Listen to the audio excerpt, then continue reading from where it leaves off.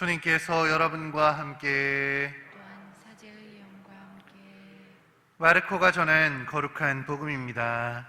주님 영광 받으소서. 그때 예수님께서 군중에게 말씀하셨다. 하느님의 나라는 이와 같다.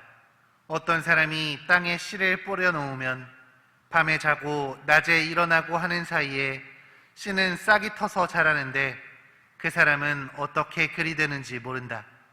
땅이 저절로 열매를 맺게 하는데 처음에는 줄기가, 다음에는 이삭이 나오고 그 다음에는 이삭의 나달이 연근다. 곡식이 익으면 그 사람은 곧 낫을 댄다.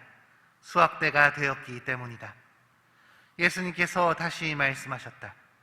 하느님의 나라를 무엇에 비길까? 무슨 비유로 그것을 나타낼까? 하느님의 나라는 겨자씨와 같다. 땅에 뿌릴 때에는 세상의 어떤 씨앗보다도 작다. 그러나 땅에 뿌려지면 자라나서 어떤 풀보다도 커지고 큰 가지들을 뻗어 하늘의 새들이 그 그늘에 깃들일 수 있게 된다. 예수님께서는 그들이 알아들을 수 있을 정도로 이처럼 많은 비유로 말씀을 하셨다. 비유를 들지 않고는 그들에게 말씀하지 않으셨다. 그러나 당신의 제자들에게는 따로 모든 것을 풀이해 주셨다. 주님의 말씀입니다. 그리스도님 참여합니다.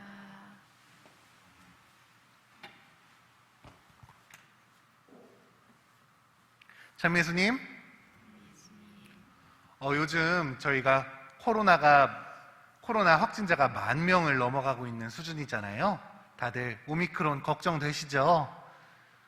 저희도 성당에서도 많은 걱정을 하고 있습니다. 그렇기 때문에 마스크 한번 제대로 정리를 해볼까요?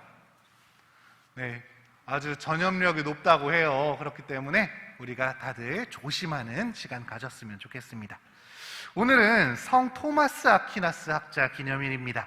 왠지 익숙한 성인 이름이죠? 저보다 앞서서 우리 임해동 성당의 보좌를 맡으셨던 정현진 토마스 아퀴나스 신부님의 세례명이라 더욱더 그런 것 같습니다. 오늘 미사 안에서 축일을 맞이하시는 우리 정현진 신부님을 위해서도 기도해 주시면 좋을 것 같습니다. 그런데 굳이 우리 정현진 신부님이 아니더라도 이 토마스 아퀴나스 하면 한 번쯤은 들어보셨을 거라고 생각합니다. 토마스 아퀴나스 성인은 중세시대 최고의 신학자이자 철학자로 불릴 만큼 우리 그리스도교 역사 안에서 그리고 서양의 철학과 많은 사상가들에게도 엄청난 영향을 끼친 위대한 학자로 유명하신 분이기 때문입니다. 성인께서는 약 1225년경 이탈리아의 한 귀족 가문에서 태어났다고 합니다. 그런데 아주 어렸을 때부터 신동소리를 들었다고 합니다. 그분은 수도원에서 운영하는 학교에서 공부를 하면서 조금씩 지성을 쌓으셨고 몬테카시노 수도원과 나폴리 대학교에서 공부를 하셨는데 어느 순간부터 수도자가 되고자 마음을 먹었습니다. 그런데 부유했던 가문은 똑똑한 아들을 수도회에 보내고 싶지 않았습니다. 그렇기에 극심한 반대를 무릅쓰고 성 도미니코 수도회에 입회해서 대알베르토 성인의 제자가 되었습니다. 파리에서 공부를 마친 뒤 독일 퀼른에서 사제품을 받고 그곳의 신학교의 교수로서 활동도 하셨죠. 성인은 철학과 신학에 대한 훌륭한 저서들을 많이 남기셨는데 그 중에서도 가장 유명한 것이 바로 신학대전입니다. 성인의 기념비적인 저술로 꼽히는데 오늘날 현대 신학에까지 또 철학에까지 막대한 영향력을 끼치고 있는 엄청 중요한 서적입니다. 그런데 성인은 이 신학대전의 저술을 완전히 끝마치지 못했습니다. 금방 돌아가셔서가 아니라 성인께서 직접 절필을 선언하셨기 때문이죠. 성인은 당대 최고의 지성을 갖추신 분이셨지만 공부를 하면 할수록 하느님이 얼마나 크고 위대한 분이신지를 깨달으면서 그분은 알면 알수록 더 알 수 없는 분이라는 것을 깨닫게 되셨습니다.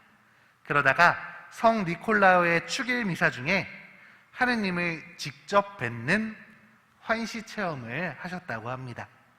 그 체험이 얼마나 강렬했는지 성인께서는 그 뒤에 절필을 선언하신 것이죠. 사람들이 왜 그런지를 묻자 성인은 환시 체험 중에 하느님의 신비를 직접 보셨다면서 오랜 시간 자신이 써온 것들이 얼마나 보잘것없는 건지 또 아무것도 아닌 건지를 깨달아서 더 이상 글을 쓸 수 없다고 대답하셨죠. 이렇게 신학대전은 미완성의 대작으로 남게 된 것입니다. 오늘 복음에서 땅에 뿌려놓은 씨가 어떻게 자라는지 사람은 알지 못한다 하고 예수님께서는 말씀하십니다. 물론 지금은 많은 연구로 씨앗이 어떻게 자라나는지 우리가 대략 알고 있지만 그것이 정말 완벽한지, 그것이 모든 것을 설명할 수 있는지는 우리가 장담할 수 없는 것 같습니다. 완벽하게 씨앗의 성장을, 나아가서 세상의 변화를 우리가 완벽하게 이해할 수 있을까요? 그것은 불가능할 것입니다. 세상의 모든 이치를 여기 있는 우리가 세상이 알 수 있는 것은 아니겠죠. 신학대전을 통해 하느님과 신학을 정리하고자 했던 토마스 성인도 마찬가지셨을 것입니다. 그분은 자신이 알지 못하는, 아니 알 수 없는 부분이 있음을 깨달았고 겸손하게 스스로를 내려놓으셨습니다. 주님을 직접 체험했기에 주님이 어떠한 분이신지를 이성으로 밝혀내는 것이, 완전하게 밝혀내는 것이 불가능함을 깨우친 성인은 오히려 하느님께 자신을 투신했습니다. 이성으로서 내가 알고 있는 하느님을 설명하는 게 아니라, 나의 하느님을 설명하는 게 아니라 하느님 안에 내가 되기 위해서 그분을 있는 그대로 받아들인 것입니다. 여기 있는 우리는 하느님을 알고 싶습니다. 나 자신에게 또 누군가에게 하느님을 잘 설명하길 원하고 있죠. 하지만 받아들여야만 하는 것도 있다는 것을 우리는 잊지 말아야 할 것입니다. 하느님을 온전히 알고 싶다면 머리가 아니라 가슴으로, 지식이 아니라 체험으로 그분을 만나야 합니다. 그것을 위한 첫 번째 자세는 토마스 성인처럼 우리의 한계를 인정하고 겸손하게 주님 앞에 서는 것임을 기억하셨으면 좋겠습니다. 오늘 하루 동안 우리가 하느님을 체험할 수 있는, 그분께 마음을 열어드릴 수 있는 하루가 되도록 주님께 은총을 청합시다.